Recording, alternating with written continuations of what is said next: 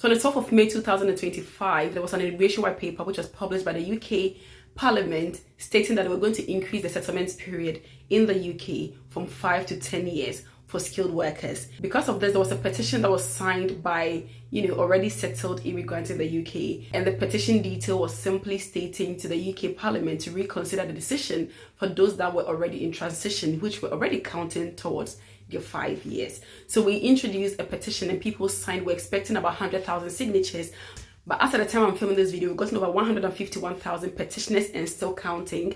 And thank you for everybody who have taken their time out of busy schedules to sign this petition on behalf of our brothers and sisters who are still in the settlement process. And for those of you who haven't signed it, I'll copy and leave the link to the petition in the description box so that I can copy and paste in your browser to be able to vote. And so the UK Parliament has come out to respond to the petition, and they're saying that they're going to be making an official balloting or consultation on the 8th of September 2025. But ahead of that consultation, they have released a response to petitioners, and this is what they've got to say.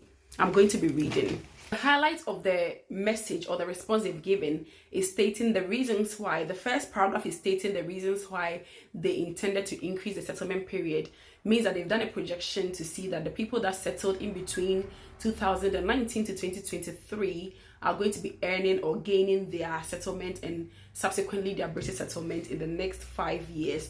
And this is the reason why they wanted to delay the settlement process for people who were already in transition. They have also stated that irrespective of what decision they would want to make, those that are on EU settlement and those that are married to British citizens will maintain their 5 years route towards settlement. So these changes is basically going to affect those that are on skilled worker visa. So I'll go to the gist where the tea actually is. So it says that it's been a long-standing principle that settlement in the UK is a privilege and not a right.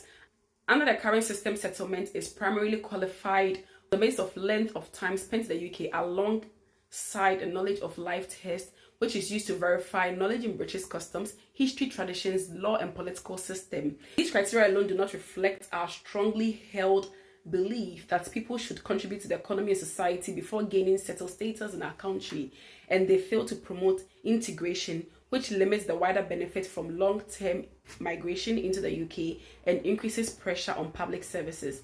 We therefore intend to reform our settlement routes by expanding the point-based system and increasing the standard qualifying period for settlement to 10 years. So basically what they're saying is that, to gain settlement is a point-based system, which means that if you've passed the Life in the UK test, you gain points. If you have passed your IELTS, which is the English test, you gain points.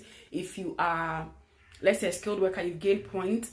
That's now saying that all of these does not really mean that a person will integrate better into the society, and so they want to extend the point-based system to 10 years, and they're going to add certain things. We don't really know what they're going to add and what they're going to take away, and so they are still bent on increasing it to 10 years and going to be adding certain things to it to be able to deem somebody eligible to qualify.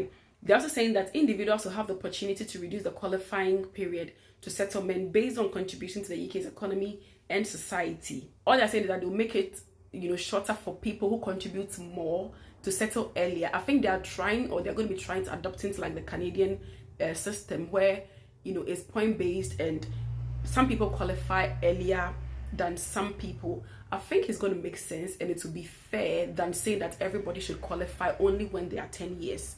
And I feel like all of this is because they know that if they increase it automatically to 10 years, generally for everybody, it's going to be causing chaos and people are going to, contest, vote against it, probably go to court and all that. So they're trying to be strategic about it.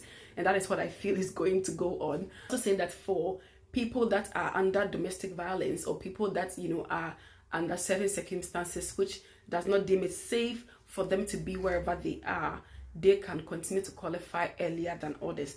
So with regards to the 10 years, I think they've made it clear here that they're going to be, maintaining the 10-year route.